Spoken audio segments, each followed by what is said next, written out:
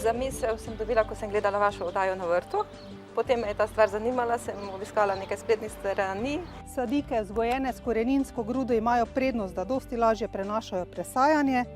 Na črni podlagi imamo ogenj dejansko v celem spektru. Temne barve se zlijejo s temno podlago.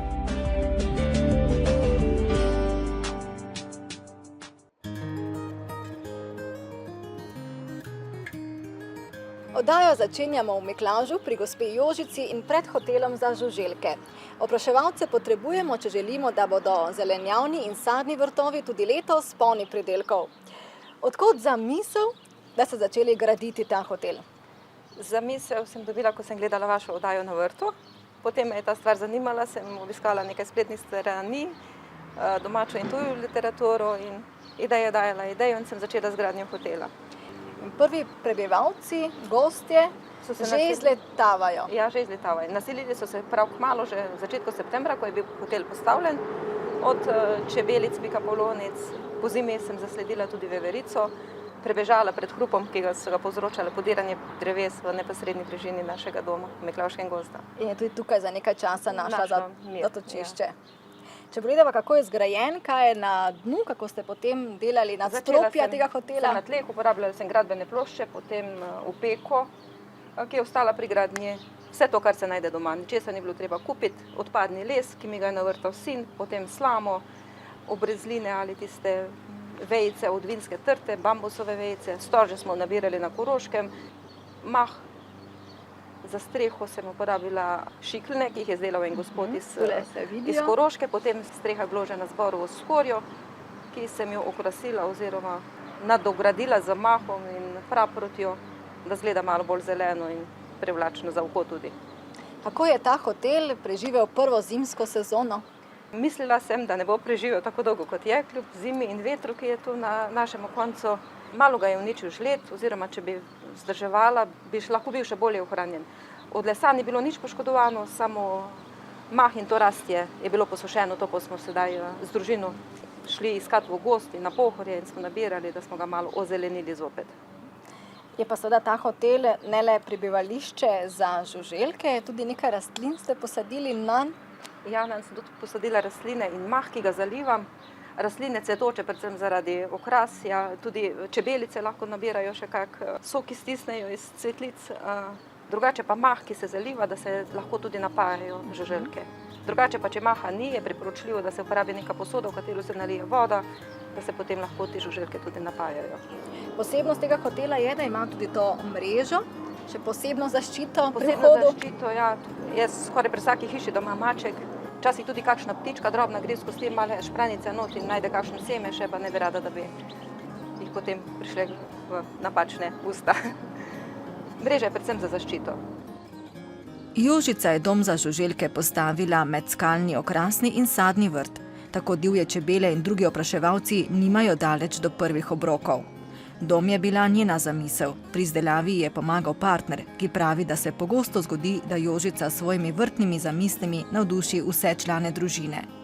Večkrat so se ljudje tudi spraševali, kaj delam tolikokrat samokolnico v gozdu ali ko nabiramo kot ostanke, ampak potem pa iz vsega nekaj nastane, na kar sem zelo ponosna. Tudi verjetno se kdo ustavi in si ogleda ta hotel. Večkrat se ustavijo, ja, bijo tudi v lokalnem časopisu, drugače pa ljudje, ki pešačijo to mimo, ga tudi včasih poslikajo, sprašujejo, zakaj je, nekateri mislijo, da je čebeljak, ker je pa to pač čebelica Maja.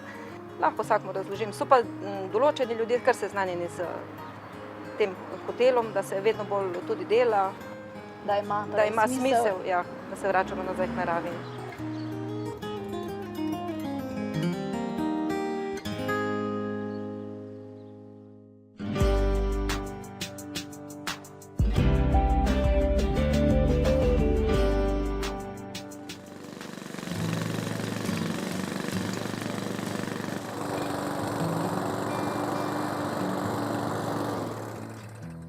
Danes bomo sadili visoke grede, ki smo si jih predhodno pripravili.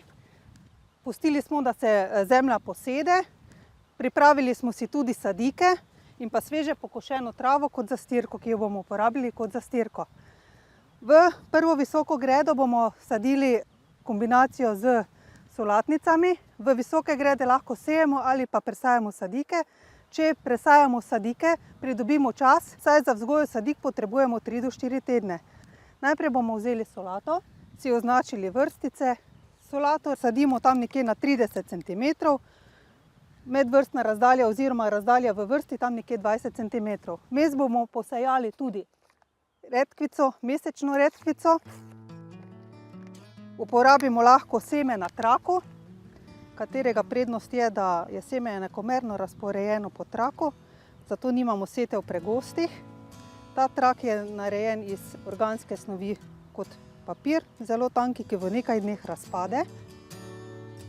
Trak samo namestimo v tla, pokrijemo z zemljo. V visoke grede je zelo zaželeno, da sadimo kombinacijo kot mešane posevke. S tem omogočimo boljšo izrabo prostora, večjo izrabo hranil, enakomernejšo izrabo hranil in pa zemlja je vedno pokrita. Naslednjo bomo prav tako posadili eno vrsto solate. Sadike vzgojene s koreninsko grudo imajo prednost, da dosti lažje prenašajo presajanje, nimajo takšnega šoka po samem presajanju in tudi če je kakšne izgube oziroma je slabše zalivanje z vodo, imamo prednosti. Sadike rastejo kakor naprej. Kot naslednji mešani posevek bomo uporabili čebulo. Čebulo, ki je vzgojena v multiploščah, ima prav tako koreninsko grudo.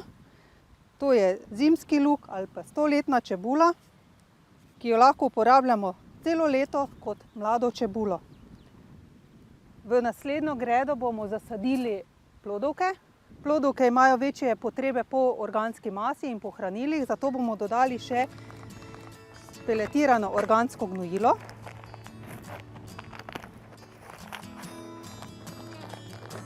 Pelete enakomerno potrosimo po površini ter plitvo zadelamo v tla.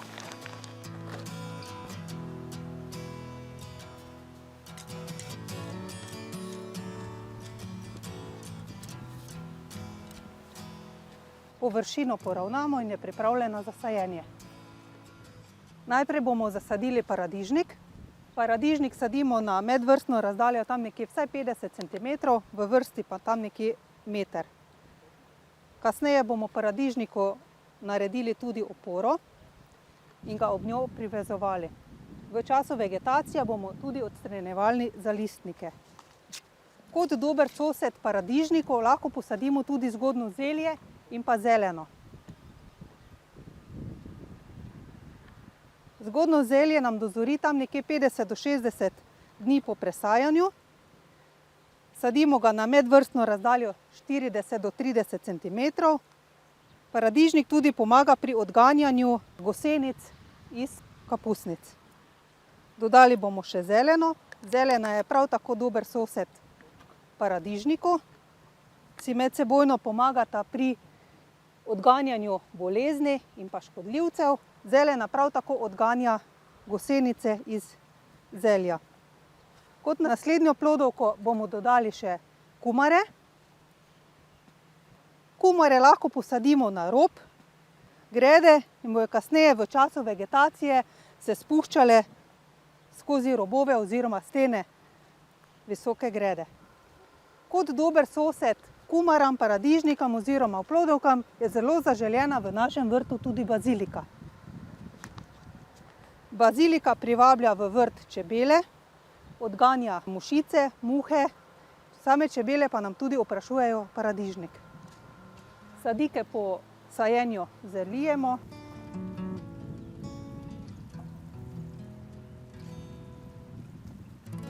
Ker imajo plodovke velike potrebe po vlagi, si lahko pomagamo tako, da tudi uporabimo sveže pokošeno travo kot zastirko.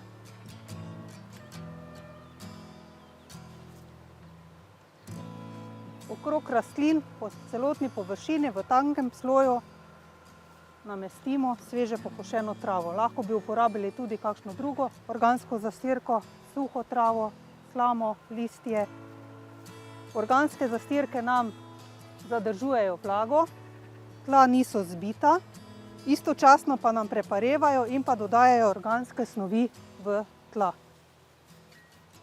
Plodovke imajo tudi večjo potrebo po toploti, zato jim v tem spomladanskem času lahko pomagamo in pa jim nudimo večjo toploto tudi z raznimi prekrivkami. Uporabili bomo plastične upogljive loke, ki jih namestimo na gredo. Čez pa prekrijemo z agrokopreno. S tem ustvarjamo ugodno mikroklimo z višjimi temperaturami. Predvsem je to pomembno pri hladnih spomladanskih vetrovih. Agrokopreno ob straneh ojačamo oziroma pritrdimo s posebnimi klinčki.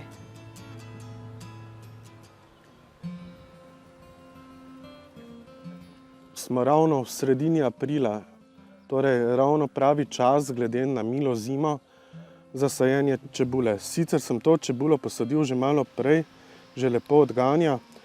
Naslednjo pa bom ravno sedaj, ko je že druga generacija čebulne muhe dejansko mimo. Čebulna muha se pojavlja nekje do sredine maja. Marsikdo bi rekel, zakaj pa ne čebule saditi pol kasneje, kajti takrat je ravno tako še čas za sajenje, ampak ta čebula po 15. maju ne bo naredila tako močne lupinice in ni kasneje uporabna za skladiščenje, kajti prej gnije in dejansko propade, kot pa ta čebula, ki je sajena sedaj ravno med sredino aprila in sredino maja. Nikakor za navrtne priporočam namakanja čebule v razne pripravke kemične. Ravno tako pa se mi zdi najboljši sistem, kako se obvarovati čebulne muhe, koprena. S tem preprečimo stik čebulne muhe s čebulo in tako je to še najbolj ekološki in naravni način. Greda s čebulo je posajena, kopreno preprosto razgrnemo čez gredo.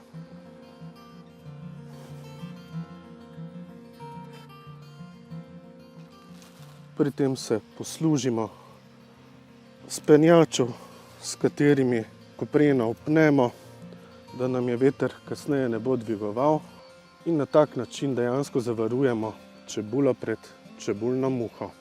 Pokrita naj ostane nekje do sredine maja, kajti potem se ciklus razmnoževanja čebulne muhe preneha.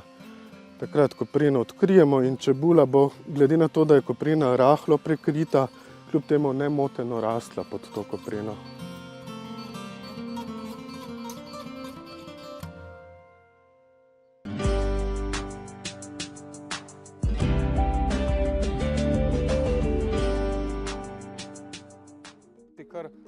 V prejšnji oddaji smo v rubriki Vzgajo na obisku spraševali po imenu dolgo trajajočega membranskega gnojila, ki so ga uporabili pri spomladanskem vzdrževanju zelenice.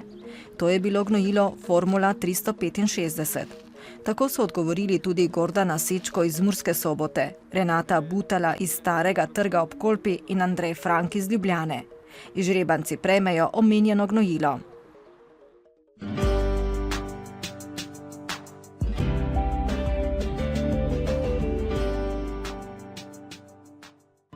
Tukaj imamo barvni krog. V prejšnji oddaji nas je Sabina Šegula seznanila z barvnim krogom in nekaterimi zakonitostmi barvnega usklajevanja. Povedala je, da lahko v aranžmajih kombiniramo tudi nasprotujoče si odtenke, če je število cvetov posameznih barv ustavljeno v pravilnem razmerju. Med 10 rdečih tulipanov je dodala 3 v barvi vanilje. Naprimer, tu imamo že predstavljen aranžma, ravno tako imamo tu linijo tega stilgrasa, teh trav, ravno tako je 10 tulipanov, imamo vijolično barvo, ki deluje hladno. Sama po sebi hladne barve so temne barve, vijolična, modra, zelena.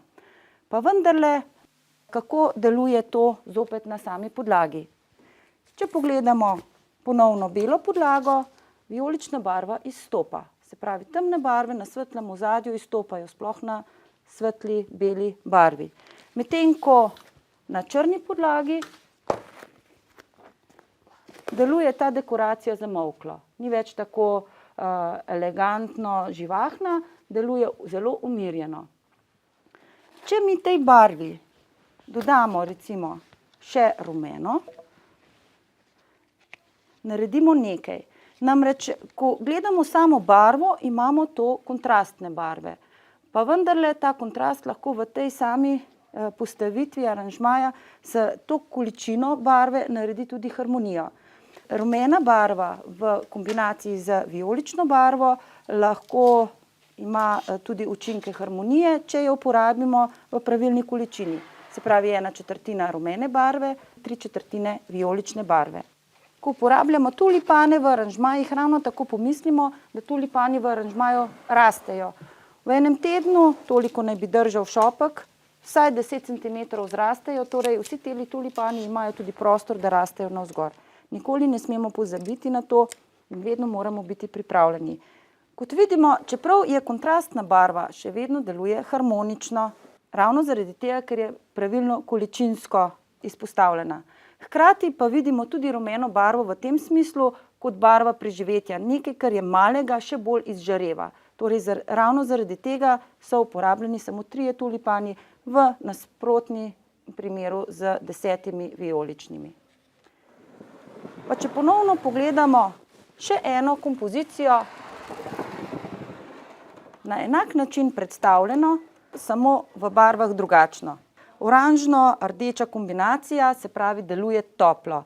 Pa si mogoče tokrat pogledamo, kaj se zgodi na zeleni podlagi.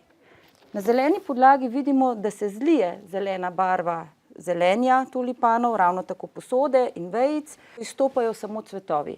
Vedeti moramo, če se spomnimo nazaj na sam barvni krog, rdeča in zelena sta si nasprotni barvi, to sta v bistvu komplementarna kontrasta in zato tudi tako učinkujeta.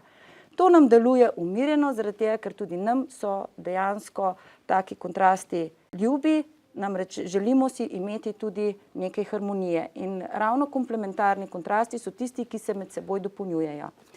Zdaj, če pogledamo vso stvar še na črni podlagi, vidimo, da dejansko cvetovi tulipanov žarijo, na beli podlagi pa so nekoliko bolj umirjeni. Kaj se zgodi, če dodamo nekoliko drugačne tulipane? V tem primeru bomo najprej dodali nekaj rdeče. Če si predstavljamo, da imamo pomladni ogenj, bi lahko to tudi tako poimenovali. Namreč sveža zelena barva deluje spomladansko, sveže in ob dodatku rdeče barve dobimo bolj topel ogenj. Pazimo, da tulipanov ne poškodujemo in da imajo ponovno dovolj prostora za svojo rast. Sedaj smo dobili bolj žareč ogenj, pa vendarle vemo, da ogenj sam ni sestavljen samo iz rdeče in oranžne barve. Zdaj, če pogledamo, kako to žari v samem primeru na črni podlagi, dejansko zelo izstopa. Manjka pa nam mogoče še nekaj svetlega, ker ogenj je tudi svetel, torej bomo dodali še nekaj svetlejših tulipanov, ki so rumenkasti.